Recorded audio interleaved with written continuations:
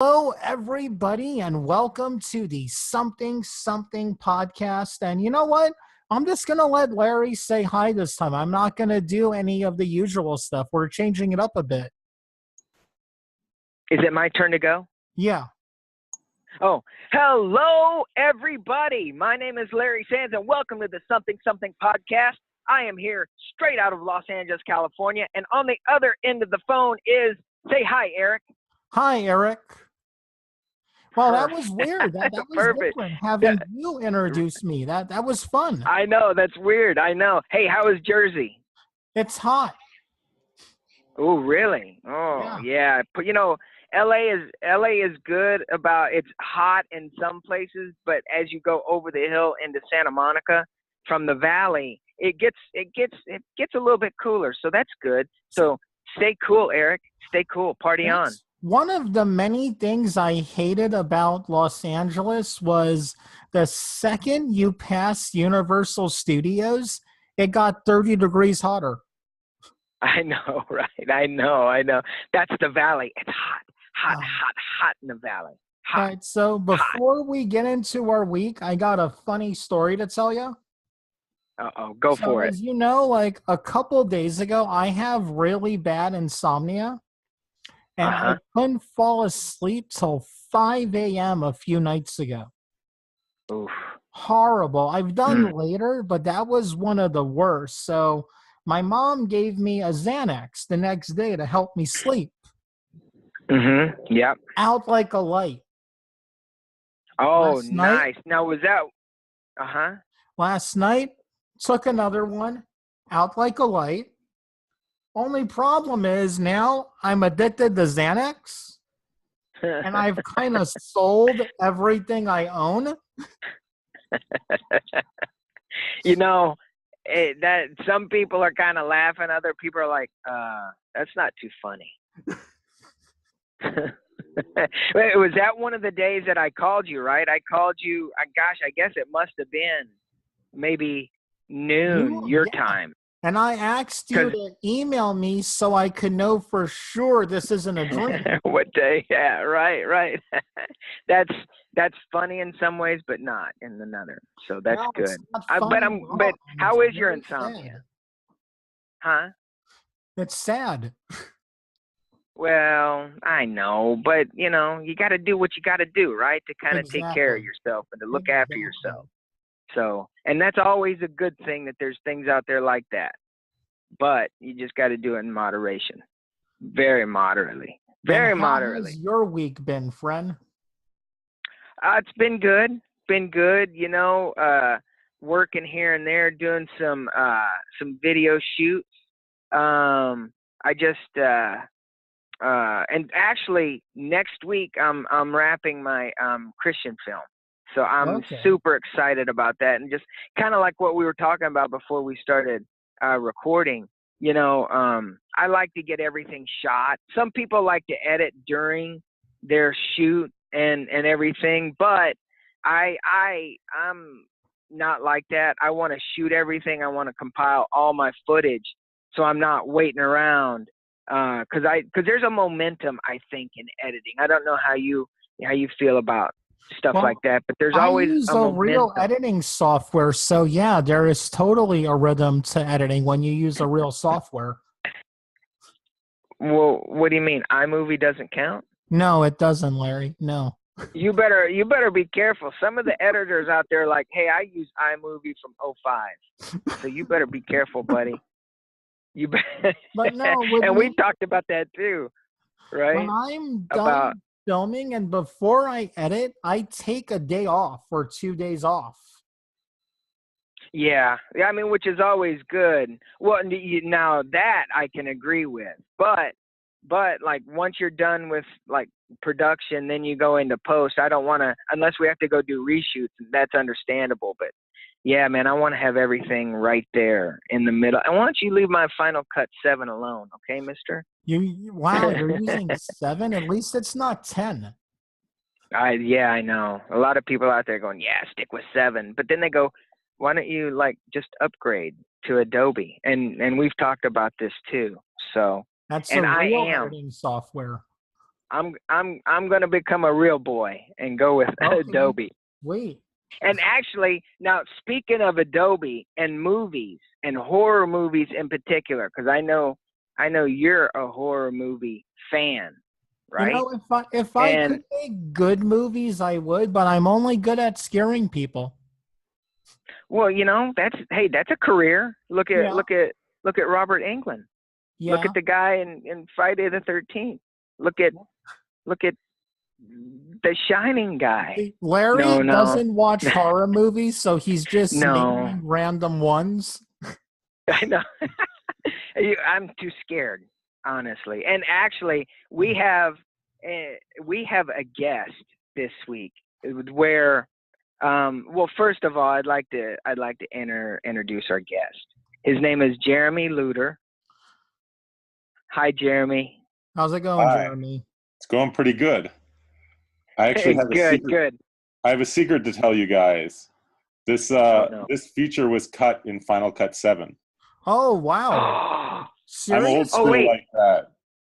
Oh, did you hear? Did you the heavens just parted and angels sang? Oh yeah! It's the editing software I know how to use, and I'm too stubborn to learn anything else. Wow, I'm shocked, man. People tell me my jaw is on the floor right now. Jeremy, I think we're the only two people on the face of the planet that still use Final Cut. We might be. Well, you know, when 10 first came out, it wouldn't let you import 7 projects into 10, only iMovie projects into 10. Oh, not good. Not good. That's no bueno. That's no bueno at all. Yeah. So that's very interesting, Jeremy, that you are a fan of Final, and a lot of it too, for me, it's like you said, like you're stubborn to like learn it. And I'm kind of like, oh man, it's kind of like I got to kind of relearn. And then, cause I work really fast with Final Cut 7. And I know that when I start with Adobe, it's going to kind of be like, but eventually, I know I got to eventually move over. Yeah, one day. Yeah, yes, exactly. It'll actually never happen. Exactly. One day. We'll keep telling ourselves that. That's right. Oh, man, that's great. It'll be the day that my computer no longer turns on and I have to buy a new computer. Then that'll be the day. Oh, no. Oh, no. I know. I keep looking. I look at forums and people are like, on the Final Cut forums, they're like, dude, you need to just maybe move on just in case and just do backup of a backup of a backup for all the. So for all you Final Cut 7 users, the few of you left, keep hope. Keep hope. That's awesome. That's all. Well, Jeremy, thank you. Thank you for being on the show. You have quite a filmography. And it's really a vast, there's a lot of different films and music videos that you have under your belt. Which is very interesting to me. Yeah, I've shot a lot of genre films. I'm lucky to be in Canada where they give a lot of short film grants away. And I've been fortunate enough to win some of those. And I've made a lot of genre films, mostly that have monsters and robots in them in some way or another. That's very cool. That's very cool. That's very cool. And actually, so like with our show, what I'd like to do is kind of start from the beginning, because obviously with a creative podcast, you know, we always interview people that have their past life or their life before the creative and how they got into it. Mm-hmm. But I mean, you're, you know, reading your bio, I mean, and just like what you said, you've been very lucky to win some grants to get your to get your films shot. And that's always an interesting aspect. And how did you go about that? But I kind of want to know, what is your most favorite genre to shoot? Oh my God, that's such a loaded question. I like telling any good story, but I like the horror genre, or I like things that have fantasy characters in it, like monsters and stuff. I love a good monster movie. Mm. Very cool. Very cool. Mainly because I love practical effects. I just like building things, I guess, or like, what looks better, the 3D Yoda or the practical Yoda? And oh man, Yoda looks better. And I just like, I like the creative process in building those sorts of things, which I guess has inspired a lot of my films. That's very good. That's something, because, anybody with a computer now can go out and get like animated this, animated that. But there is something to be said. And you have to just look at the Star Wars saga trilogy thing that, I mean, it's certainly, but it is also fun, right? To create. And because I think that's part of the creative process that I think a lot of people miss.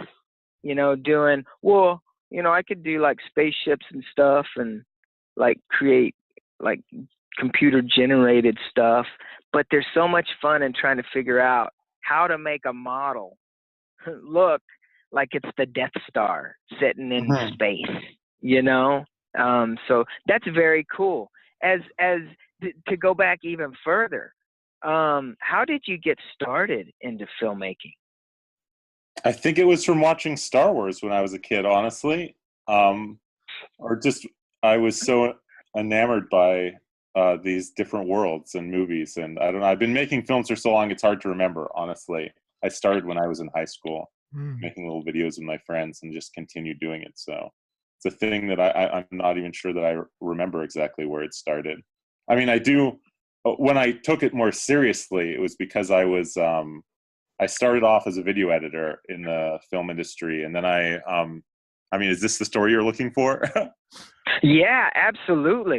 Yeah. So I was editing like reality shows or things like that. I worked on this like band show and this other fighting show and things, and it was fine. I mean, I was this stuff mainly in Canada or international? The show was called Bodog Fight, and the other show is Bodog Battle of the Bands. I think that they were international. I mean, they were being produced in Canada, though. And then when I got invited to a film festival because of a music video I did, and then I was involved in a motor vehicle accident where a drunk driver hit my taxi cab, and that was the moment that I decided to take filmmaking very, very seriously. I guess it was just that once you've had a near-death experience, you realize that life is short and you should do what it is that you love doing. And for me, it was directing, so I started focusing way more on that. And then ever since then, I've been winning these short film grants or whatnot. Wow, man. Now let's talk about your accident, because our last podcast we talked with a gentleman by the name of Ryan Boyle, and he had a traumatic brain injury, but it turns out he's an Olympic medalist. He's an author, and he just wrote a book. But something to correlate, I guess, with that, with what you went through. And there comes a time, I think, when you're a creative person where it's either I'm going to do it or I'm not. Like go full on balls to the wall, if I could, if that's okay to say. Yeah, no, for sure. And it seems that spoke to you and drove you even more. Can you talk a little bit about your thought process? Even before, were you comfortable being just an editor? And then what was the thought process? It's a hard thing to talk about because like I changed so much during that experience in my life that like the pre-car accident Jeremy and the post-car accident Jeremy had different outlooks on life, I guess. I was happy being an editor. I was happy doing anything creative, but once I had gone through that near-death experience and realized that that time was limited, all of a sudden my shift, like it was a total shift of the way I viewed the world, where I was just like, okay, like if I'm going to do something, like what is it that I actually really want to do? and then like I need to do those things because time is short, and if that makes any sense. So my creative shifted to like directing, which is what I had always, before it was like something that I was going to do later, and then all of a sudden after the car accident, it was There something might that I not had to be do later. now. If that makes any sense. Yeah. Like it was something I Makes couldn't put off perfect sense. anymore. Yep. Kind of the opposite of switching from Final Cut 7, you see. The exact opposite That's mindset. Right. That's right. That's right. What was your first what was your first short? And can you tell us about how the process was? The first short, I mean, I had shot some videos before, but like the first serious short after the accident was called Joanna Makes a Friend. It was actually written by the same writer as The Hollow Child, which is my first feature. He's a guy I met in junior high school. We were actually randomly assigned together in orientation group. Yeah, I noticed a lot of your stuff with him is intertwined. Yeah. And that was a story about a girl who builds a robot as a friend. And we built an actual like robot prop out of like junk, I guess. It was like kind of like a metal Muppet, for use of a better term. But Yeah. I mean, all of my stories are kind of about people trying to fit in. I mean, Joanna was trying to make a friend literally in the film, and the Hollow Child protagonist, Samantha, she is trying to fit into a family as well. So I guess I tell stories about like broken characters that are trying to find their place. It's a common theme throughout all of them. Yeah. Joanna Makes a Friend looks amazing first off. And when I saw it, I got a little scared because like I was thinking about, I wanted to do a short called Emily Frankenstein, where it would be this little girl who's lonely and goes around creating her own Frankenstein monster. Okay. So I was like, hey, there might be a market for little girls who make friends. Yeah, it was literally make friends. That was the pitch, or that was the way Ben initially pitched the story to me, where Joanna cheats the system instead of like actually, going out and trying to relate to people. She literally builds a friend, which is, I guess, a way of cheating when you're building a friend. It's kind of like that scene in. Did you see Lucky McGee's movie May? No, I don't think so. Because there's a line in that. Well, it's basically this older girl who goes around killing people to make a Frankenstein monster thing. Okay. And her mom tells her, if you don't have a friend, make one. And in her sick mind, she took it as make a friend. Yeah. That's brilliant. What is your inspiration? Now, okay, let me ask you this. How many films have you done, or how many projects have you done so far? Do you know? I've been doing this since I was 13. I don't know. I've done 7 films that I would tell you about. Okay. I mean, I've done 7 we all have films those that had a ones budget we and they don't were talk serious about. and Yeah. What keeps you inspired to make? And I know this may be a crazy question, but it's always interesting to hear people talk about their inspiration.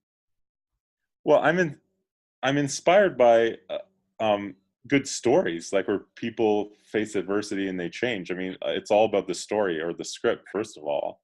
But I mean, there's two answers to that question. The first is that I need to be inspired by the character in the story, and then I would want to make it. And the second is I love challenges. So I like making films where there are very hard things to figure out, if that makes any sense. Like building that robot was a hard thing that I wanted to figure out.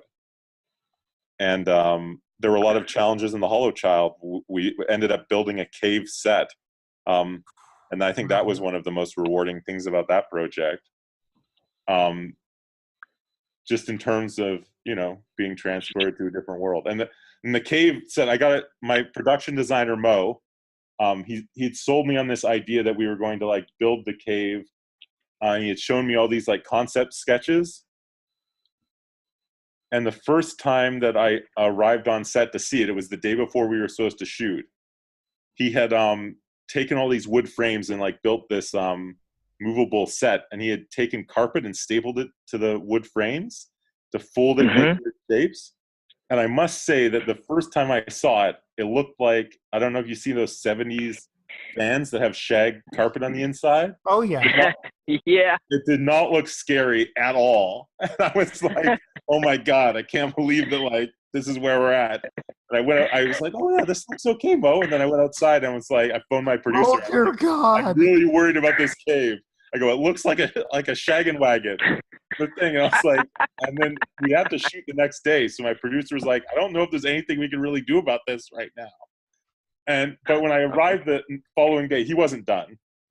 He had covered it all with dirt, and it looked good, or at least I thought. Like, it sold in the film really well. And I just clearly had not, I should have waited until he was done before making any comments. And it looked like the concept things we had decided upon. So it worked out. But, it's things like building art, things like that. I have a lot of questions about the Collar Child, but I want to slowly build to it because I became familiar with it right around the time the Indiegogo project started. Mm-hmm. That's when I first noticed it. But let's talk about some of the shorts first. One that I'm looking up now that immediately drew my attention is, I hope I say the first name right, Gord's brother. Gord's brother? Gord's brother.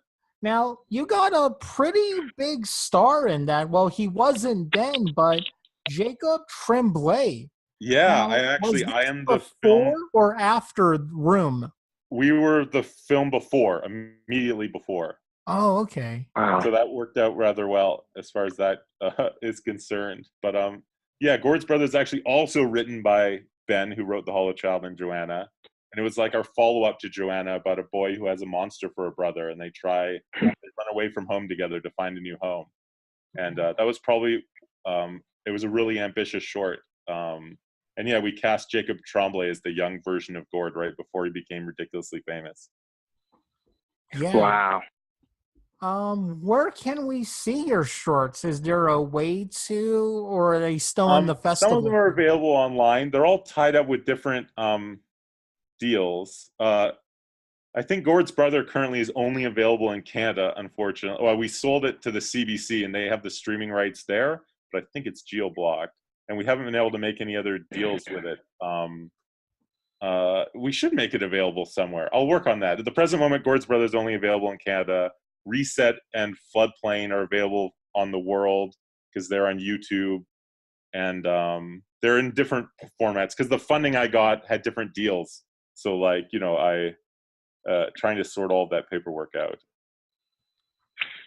It's good that you brought up the funding because a lot of filmmakers, and I know this could be different because of the States and Canada, but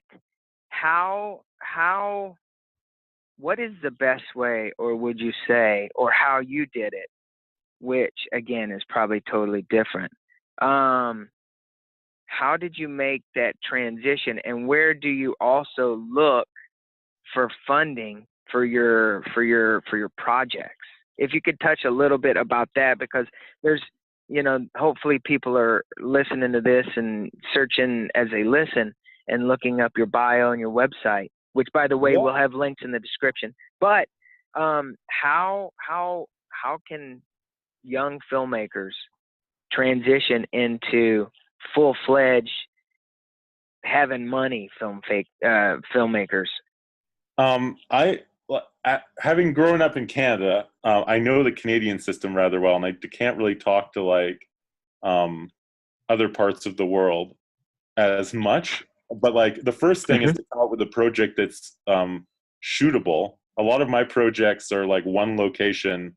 Well, Gord's brother is the exception to that. Gord's brother was quite a big short in terms of scope. But what you should do is come up with something that is one location and a few actors just to start off, because it's easier to do and you can make it better.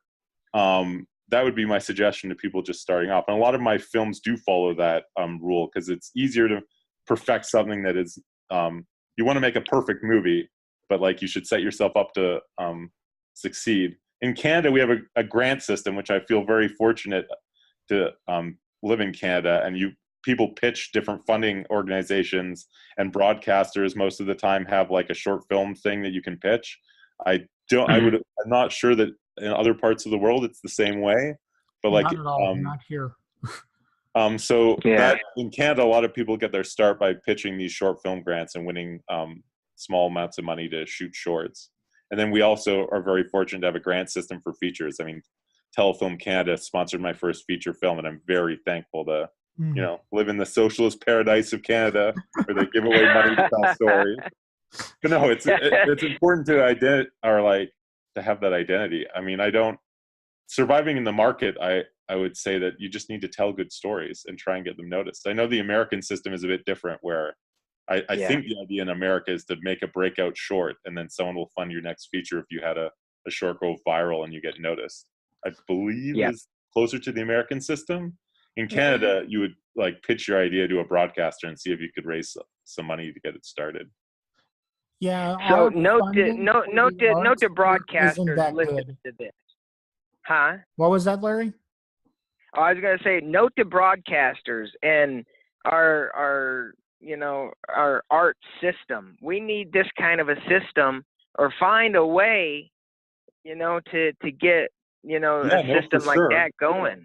I mean, in Canada, it's mandated by the government, I think, a lot of these things. But yeah, it's very helpful for people that are looking to find talent, and it does work in a lot of countries. So in America, it'd be awesome if someone like some of the online broadcasters like Netflix and Amazon did shorts, or we're looking for that sort of talent, or whatnot.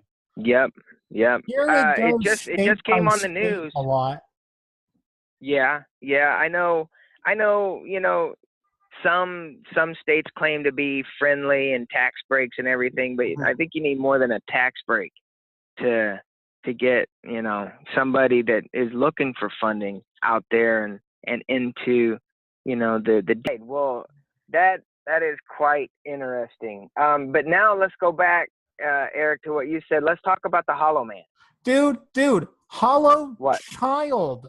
All right, you need to take down that poster of the Hollow Man with Kevin Bacon, because it's getting creepy, dude. All day you call me up talking about the Hollow Man. Dude, it was a good movie, but let it go. But okay, so you've heard about the 6 degrees of separation for Kevin Bacon? I have like 1 degree because I have so many things. I'm in that too. Oh, okay, so I'm sorry. It's a hollow child. Okay. Well, all right, cool. So Larry, cool. Okay. Right before we started the podcast, I was going through Indiegogo because I wanted to see how I would, go about doing a campaign. And I stumbled upon the Hollow Child, which then was called the Hollow Ones, I believe. It's hard to come up with a good horror film title because there's so many horror films out there, and there's only so many scary words. And so I will say that naming this film was one of the hardest films I've ever named, and just because of trying to deal with all that. My jaw dropped when I saw it, and I was like, oh my God, if I had money, I would send, because at the time I was hunting squirrels for dinner, which is really hard to do, by the way.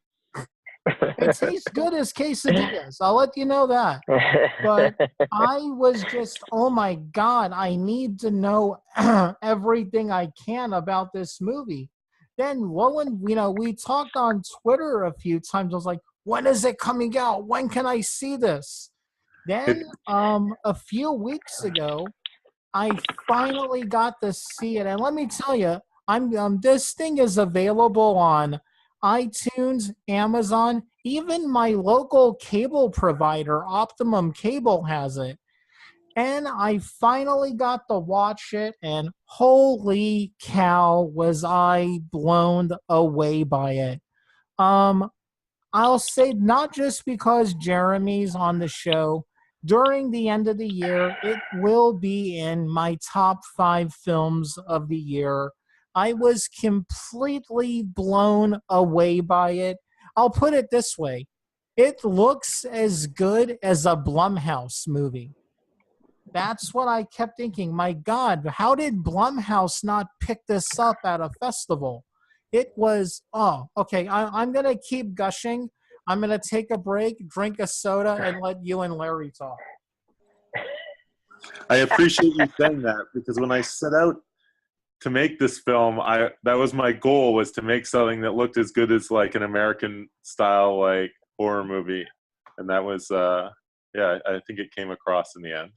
But I appreciate you saying that. Well, just from my standpoint, and people that have are like have listened to our podcast know that me and horror films, I watch horror films through the little cracks in my hand that I can barely peek through. And so watching just your trailer was pretty good. Was enough for me to be like, oh no. In the best way possible. Because that's, when you watch a trailer like that, you're already setting yourself up as the audience is like, oh my gosh, this is going to be the tone of the movie. So Eric can speak to watching the whole film, but just watching the trailer, I'm like, oh, okay. But also from a filmmaker standpoint, not just an audience member with a horror phobia, a filmmaker standpoint, it's absolutely amazing. And you are spot on with what you wanted to do and what you did. So congratulations, first and foremost. It's amazing. It looks amazing. Yes. Our lead actress did a very good job at carrying the film, or like she was probably much. one of the best parts about it. Yeah, she killed it, man. And how old is she? Or was she? I think that the acting union had an age cutoff, and she was just over it, so we could shoot longer days, thankfully. So I can't remember if that was 18 or 19. But whatever cool. The age cutoff was, I think she had just had her birthday, which we needed because we needed to shoot longer than whatever the other days were. So it worked out well in that regard. But I think she's about, at the time, she was 18 or 19. Okay. Very cool. And especially to carry a horror film like this. Okay, let's start. What was the casting process like? Some of the cast were actors who I'd always wanted to work with, like John Emmett Tracy, the dad in the movie. I'd known him for a while and was familiar with his work, and I really wanted to cast him in something. And Connor Stanhope, the dorky, tall, nerdy kid the boy in the Michael Cera of the movie. Sorry? He reminded me of Michael Cera in Juno. I had known him for a while. He played the young Lex Luthor on Smallville, and he'd been in one of my very first student shorts long ago. And I just when this came up, I had wanted to work with him again. But then we did casting, to find the lead. I did casting, and I just did a lot of auditions. And Jessica came in, and she blew everyone away in the audition, and the rest was history. So yeah, a lot of the parts were actors in Canada I was familiar with, but the lead part we auditioned. Or we auditioned both the two lead parts, and finding the Hannah was another hard task. Trying to find a 12-year-old girl who could pull off being scary was not an easy feat. But I'm happy with the way things turned out. She did it, man. She did it. Yeah. She was. Yes. Did a pretty solid audition. Tell us, take us from the beginning. What was the inspiration, and give us, a tiny bit of the story. The Hollow Child is a story about a foster child, Samantha, who's trying to fit into a new family, and she's kind of self-destructive in a way. And it's a story about coming to terms with yourself, but it's also a monster movie about evil changeling fairies in the woods that replace people. So the story is that on Samantha's watch, her foster sister goes missing, and it's kind of her fault. And then when the foster sister reappears, she's not the girl she claims to be, and Samantha's one of the only people that notice. And the film kind of goes from there. the backstory of the film is that the writer of this project and I did some short films together, Joanna and Gord's brother, 2 shorts that we had talked about. We decided that we wanted to do a longer feature, and then we threw some ideas around, and I wanted to do a monster movie. And Ben said if we were going to do a monster movie that we have to do a monster that wasn't used a lot, and he wanted to do it about changelings. And then we just went from there and discussed different plot ideas, and then he came up with this idea of having a foster kid. Because the real daughter goes missing, and like she feels like an imposter in her own family because she's not actually a member of the family, sort of thing. So it's this idea of being an imposter, and everyone in the film kind of has a different reason for being or feeling like an imposter, I guess, if that makes any sense. But very, very. Yeah. Now, this is the stuff that I think. Well, first of all, thank you for being on. I think we're catching you on your way up. So thank you. Thank you. And I know it's been released by Vertical Entertainment, correct? yes, Here in the United States, Vertical is our distributor, and we've signed a bunch of other distribution deals in places, and we're in the middle of negotiating some of them right now. But yeah, it should be coming out in Canada in the fall, and it should be we have I think Germany, and I don't know, we're in the middle of negotiating a bunch of things, but it's released in America right now. You can go right now to iTunes and rent it. Excellent. That's so cool. That's so cool. And we will have a link, actually, as a matter of fact, in our description and everything. How long was the shoot? I fought for I know that they like to shoot films short now, or like a lot of these lower budget films shorter, but I fought for 20 days, which is longer, because now that people seem to think you can shoot a film in 12 days or 14 days, but I fought to shoot it in 20 because I wanted to have the time to do takes, and we ended up shooting it in 19 because that's the way the schedule worked out. So about a month, I guess that works out to be, with weekends. Very What cool. Did you shoot Very on? nice. Sorry? What did you shoot on?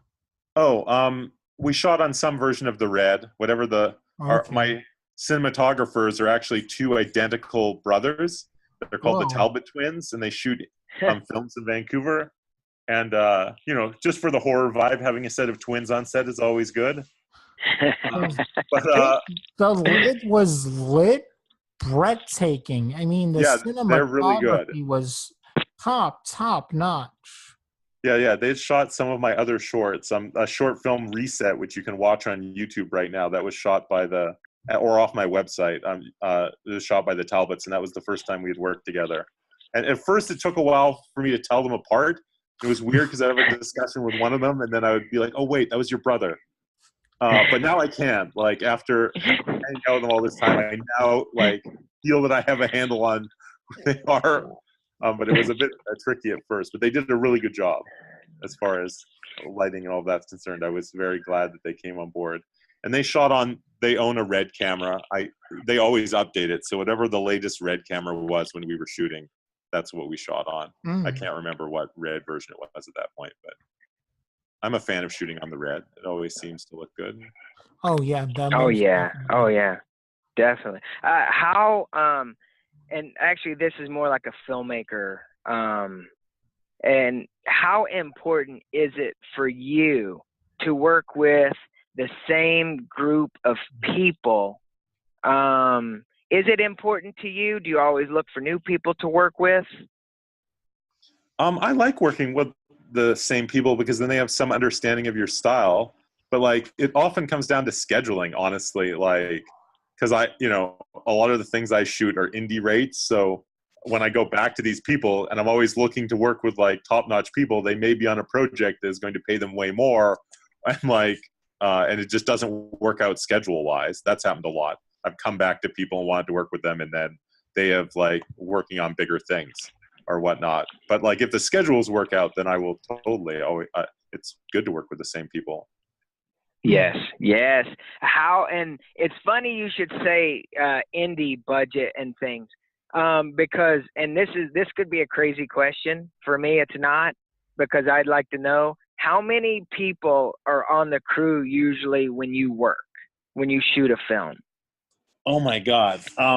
We had a bigger crew on the I mean, not like a Hollywood crew, but like we had a bigger crew on the Hollow Child. Maybe 30 people. Whoa. Oh, wow. Between 25 and 30, I think. I mean, there were so many people, it was hard to count them all. And it depends what we were doing on the day. If it was more complicated, we'd need more people, right? But like the crew was pretty big. I mean, it's not like a Hollywood crew, but we had a lot of people on set helping with the Hollow Child. No, that's pretty good. That's a pretty good Hollywood crew. Yeah. Because I'm thinking, and most indie people are like, man, I'm doing good with like 3 people. Yeah. No, I've done that. That's when I started. I was shooting with 3 people back in the day. But like, yeah, I mean, when you shoot professionally and if you have a grant to pay people something, like it's good to have a crew. Like, I mean, yeah, the more people you have on set, the better the film normally works out. So. Yep. Agreed. So that's very not to important. I mean, you can make a film with just 3 people. It is possible if you have the right idea. But I definitely yes. Yeah, totally. Yes. Oh yeah. But it's always interesting because we've talked to different people and it really becomes like scheduling and money or just the sheer love of creating and really that's what it comes down to, and that's what I appreciate is even if you don't have a whole lot of money, people are just when they're into it, it's such a good feeling. I know it's strange to say. Actually, you reminded me about like if I needing to fill a position on the crew because like the people I know are busy. I will look for someone who's interested in the story. And you can tell that right away when you talk to someone, like if they get the story of whatever project you're working on, because if everyone's on the same page story-wise, the film turns out better.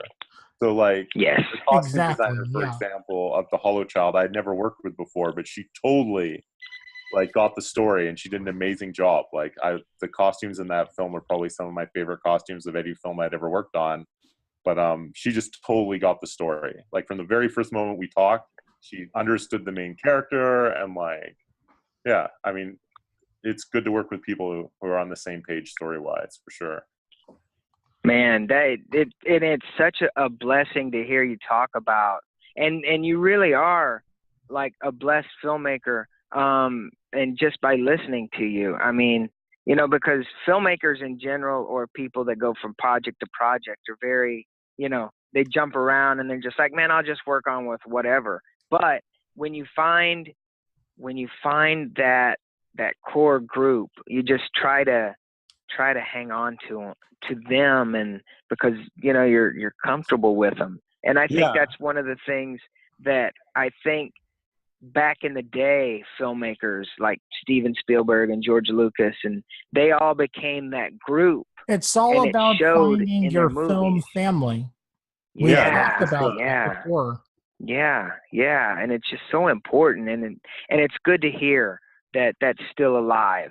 So that's good. That's I think good. Any creative process is a group process, and like I mean, people say that this person directed the film or whatnot, but like there's got to be someone they're bouncing ideas off, and they maybe have more than one person, but there's like it's definitely a creative process. Like it requires at least 2 people to like have a discussion about something. I think. I mean, I don't write the film direct, so when I'm working on a film, I work very closely with the writer because they know the story really well. But I find that person very helpful to have to bounce. Yep.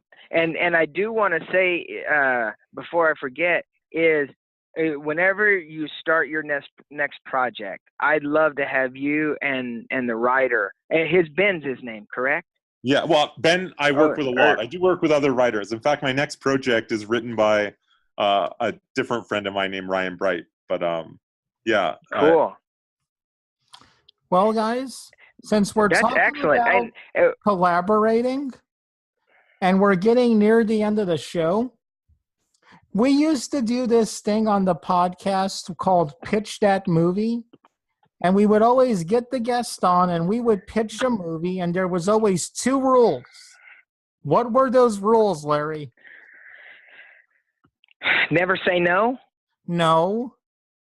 The 2 characters, I forget. the 2 actors we had to cast in the movie. Oh, yeah. Yeah. The name characters? It was always, the joke was we always had to cast Ed Harris and Lindsay Lohan. Oh, yeah. Oh, that's right. We retired that because it wasn't as much fun.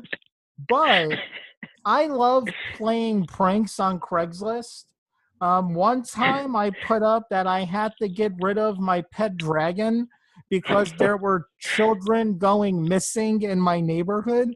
But my dragon's a vegetarian. He would never harm a child. I got like 30 emails. Well, since we made a movie about a possessed child, we are going to put up an ad on Craigslist looking for a nanny to help take care of a possessed child. What we're going to do is we'll have you on next week if we get a lot of responses. Okay. And we're just going to read them on the air. So I'm going to write the first line, and then I'll have Jeremy, you go next, and then Larry, you'll go third, all right? This is how I'm opening it. My wife and I are looking for a nanny to help with our special angel, Emily. Nay, or should I change it up? I'm thinking later on I'll change it to governess because it sounds creepier. No, Emily's a good name. It sounds, not too scary. So it would be something like we were looking for someone who has special skills handling troubled children. Okay with dealing with how would you word this? It'd be like, must be okay with dealing with gruesome sights. Oh man! How someone with a strong stomach? Yeah, someone with a strong stomach who is okay with head spinning and fire. I'm just putting it different ways now. Then I'm gonna go in and edit it correctly. You should put with the head spinning. You should put in parentheses, not break dancing. Well, how about instead of going right out with head spinning, odd bodily behavior? Okay. Oh my gosh. Oh man. And something about having to do late nights or something about Live-in is a being willing to spend nights is a must. Yeah. All right, Larry, I'll let you get one because I'm going to definitely put the one about no religious artifacts are allowed to be in the home. Oh, how do I follow up with that? Well, I didn't put that. That being willing to stay nights is a must. Must be flexible with their schedule and open to anything and everything that comes up. And must love, oh gosh, how should I put this? Must love, I don't know. I'm drawing a blank. Okay. Yeah, I was doing the same. It was hard to and flexible. Okay, so what do you have so far, Eric? Just raffle it off. What you got down? My wife and I are looking for a nanny to help with our special angel Emily. Someone with skills with handling children with bad behavior. odd bodily movements, being willing to stay nights, must be flexible and willing to, what was it? Being willing to, what was your last one? Oh man, I already forgot. This must have flexible hours. Yep. Okay. This is just the first draft. I'll go in and correct it better, then send it to you guys. Hey, where are we gonna put this? New Jersey. What city? Lodi. Hold on. All religious paraphernalia must be removed. All religious paraphernalia are not allowed in the premises of the home.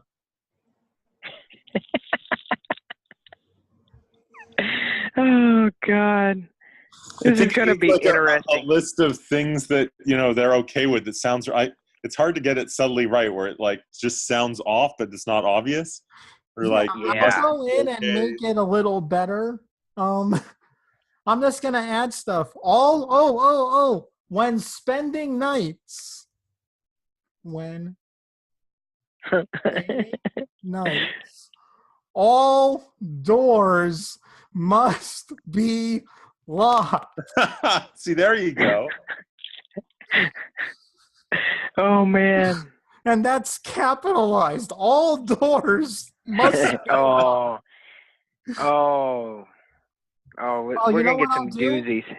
I'll put up a Google voicemail number and see if people will call in.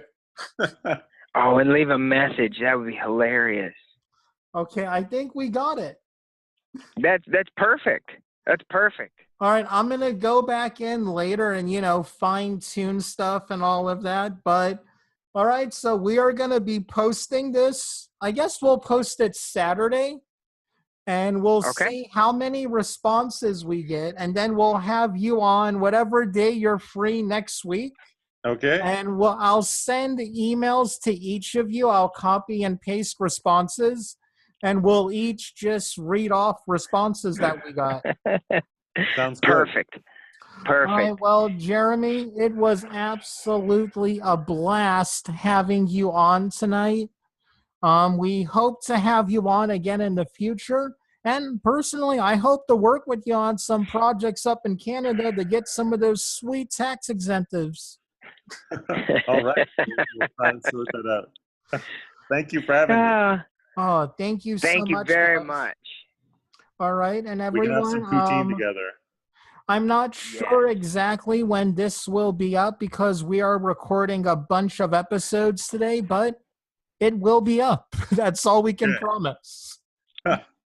Have a wonderful weekend, everybody. Say goodbye, Larry. Yeah, you too. Goodbye, Larry. Thanks, Jeremy. Yeah, thank you.